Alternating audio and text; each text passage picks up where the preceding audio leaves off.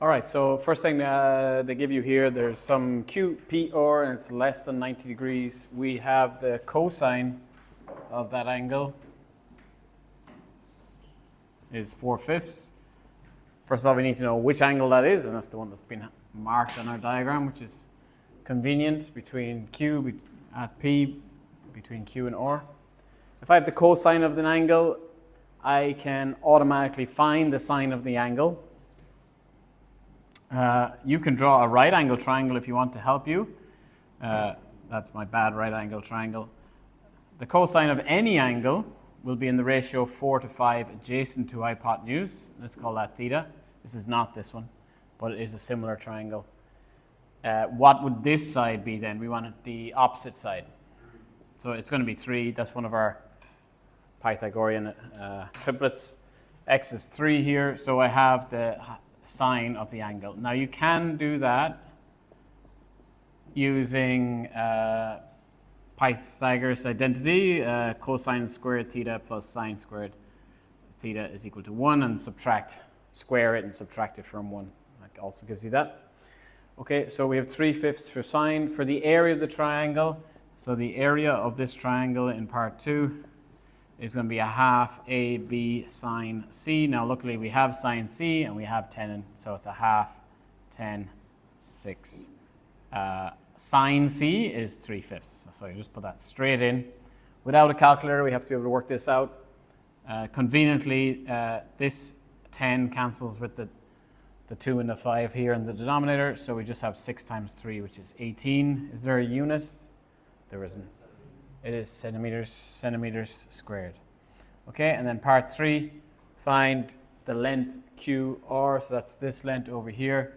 I have 3 sides and 1 angle, so that's cosine rule. X squared is equal to 10 squared plus 6 squared minus 2 times 10 times 6, and cosine, which is 4/5 of the angle. So you have to be able to work this out without a calculator. So that's 100 plus 64. 5 goes into 2 twice. So that's 4 times 6 times 4, I think. Oh, that's 24. Thanks, you. 24 times 4 is 100. 24 times 4, what is it? 24 times? 106? 96. Yeah, okay. I knew something was wrong. Yes. Minus that, of course. So you do this without a calculator. 100 take away 96 is 4. So what is 100 take away 96 gives even 4. So is it 68?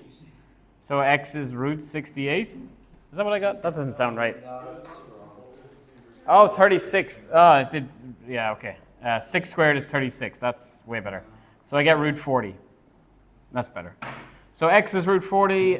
Probably leave this as 2 root 10, maybe, if you want to simplify it a little bit as a cert. Okay, so that's the first one. What are you doing? Sit up. All right. This one caused a lot of difficulty, and this was an easy one. So, God forbid if you saw a hard one. I'm afraid to turn around. She's sitting up. Okay, good. Yeah, you're normal. 2, 4. Okay, we got this curve here. Yeah, we got 1.5 and 2 as a point, and we got 3.5 and 7 as a point, so somewhere here. So 1.5, 2, 3.5, 7. And we're looking to find the graph of this curve. Somewhere up here like that. Yeah. Okay, it's doing that. All right, so we need to think about all our transformations that we know so really well. Do you think we can get like the same questions on that? The exact same questions? No. No, it's not as likely this time. Okay. So the key things here, we know that the lowest point is 2 and the maximum point is 7. So between 2 and 7. You all right?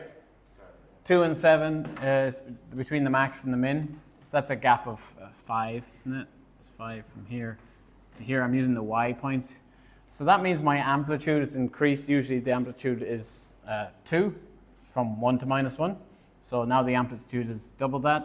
So if I divide that 5 by 2, I get the amplitude, how much this bit is. So that's going to be 2.5 for A.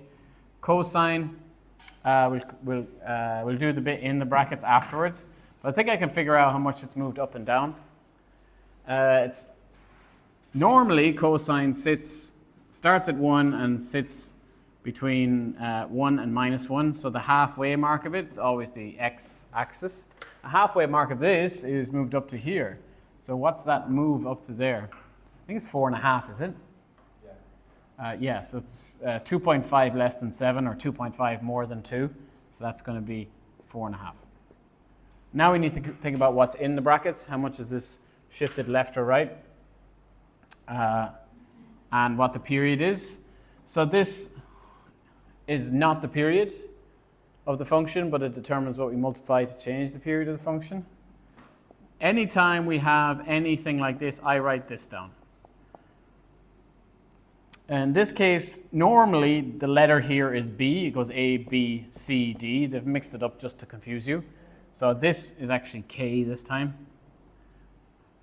So this period is normally 2 pi. So how much have we changed the period by?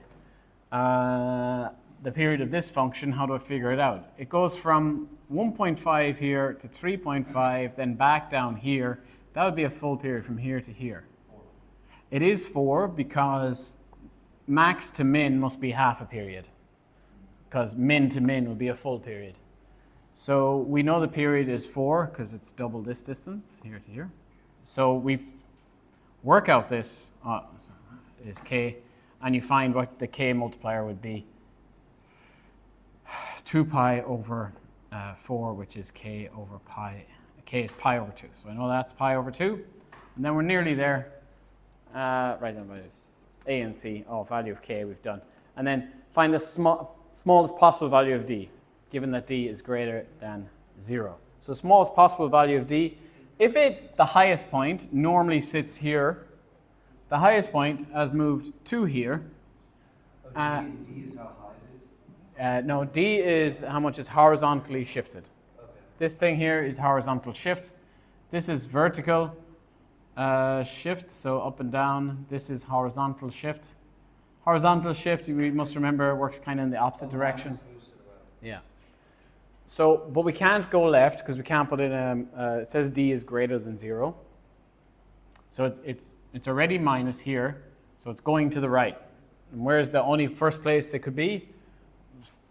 3.5 units to the right. You could have also moved this to the left a little bit and it would have matched as well, but it says you're not allowed to move it to the left. It says d has to be greater than 0. So a move to the left, d would have been adding here. Wait, what if d was supposed to be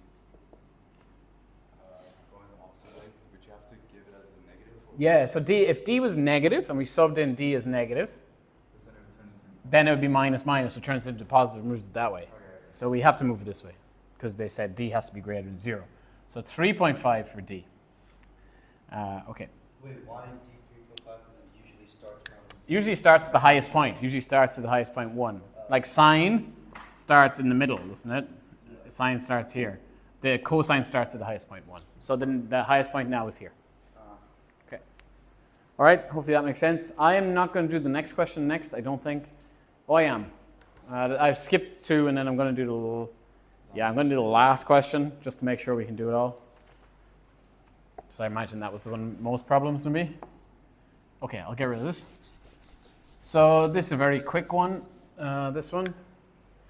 If I have sine x is 3/5, cosine x is going to be something over 5 because that's the hypotenuse side. I can draw my right angle triangle again. If this is x, sine is 3 over 5. I have this one I need for the adjacent side.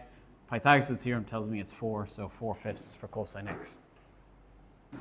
Right, you could use Pythagorean identity again there, and cosine squared, sine squared equals 1. Right, that's part A done. Part B is my first delve into trigonometric identities. This is a double angle sine 2x. I would go to my formula booklet, which I've put somewhere And I go, all right, which one of these am I going to use? There only is one I can use, 2 sine x cos x, I think. So this is 3/5 from here, 4/5 from here. Work this out, I get 24 over 25. Part C, cosine 2x then, cosine 2x, which one will I use? Well, I have my choice, I can use any of them. I can use sine squared, cosine, maybe 2 cosine. I presume none of you use this, so I'll use this one just to show you get the same answer. Oh, let's look at the draw. They all work. So what do I get here? That has to be squared. It's too quick. I was trying to square it as I go. Okay, so cosine squared, that's going to give me 16 over 25, but that has to be doubled. Take away 1. So that's 32 over 25. Take away 1, which I can write as 25 over 25, which gives me 7 over 25. Cosine x is 4/5. Yeah, same question still. Okay, let's do the second one, which is a bit more difficult. Anyone get an answer here for the second one? Ryan, what'd you get? 2 pi over 3, 4 pi over 3. Anyone disagree with that? I got pi over 2, but I got it in a very, very easy way, so I think. Yeah. Oh, I got 2 pi over, I got the same as Ryan too, so. It's a good sign, Ryan. This, take away sine squared x is equal to cosine squared x. So my initial thoughts here, look at this question. I see sine squared x and cosine squared x, and something tells me that that equals 1 if they're together and added, isn't it? Have I written that correctly? Yes. So there's my domain. Oh, 2 pi. Okay, I want these two together. That's just first thought, so I'll just do that. If I have sine squared and cosine squared on the same side and they're positive, that is great because that is 1. Yeah, that's why. You can do it number ways, yeah. Wait, I'm waiting. can I say what I did and you say why I'm wrong? Okay. I moved it all to the left side, Yeah. and then I did, I changed, what I changed? That cosine 2x, I changed negative cosine 2x to negative cosine squared x plus sine squared x. Let me have a look at it in a minute. I'm not sure. This one I'm done with next because this single angle, it's square, but single, double. So I'm going to go use this one again. Cosine squared x minus 1 is equal to 1 from this plus 3 cosine x. What's my thoughts now? I think this is a quadratic, yeah. So let's bring everything to this side and let's look at it as a quadratic. Did you not get that? No, mine canceled out and I just had cosine x is 0. Oh, you've done something wrong then, yeah. Okay, so you can change your this into, you can call it A if you want, or you can just deal with it as it is. I know I use 2 and 1. I know it has to be minus in the middle. So I think if this is 2 and minus, and this is 1 and plus, we get it, don't we? Yeah. So cosine x plus 1 is equal to 0, 1. So this cosine x is minus a half. This one, cosine x is 2, and you're going to tell me that. Thank you. It's not possible, so we ignore that answer. This is the only one that works. So we need. Yeah, cosine has to go between 1 and minus 1. Otherwise, cosine of 2 would suggest. Just think about that as a triangle. That means the opposite or the adjacent side is 2 and the hypotenuse is 1. So if you try to draw that, the hypotenuse is 1 and then the adjacent side is 2. How's that a right angle triangle? Yes, it has to be right angle triangle. Okay, doesn't work. Okay, so we not got no our unit circle, we got no our reference angle. The reference angle here, where is cosine a half? We won't think about the negative for now. Cosine a half is pi over 3, is it?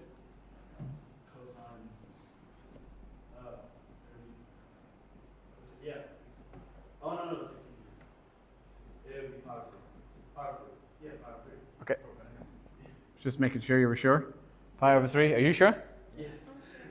I don't know. You don't seem very sure. Z, are you sure?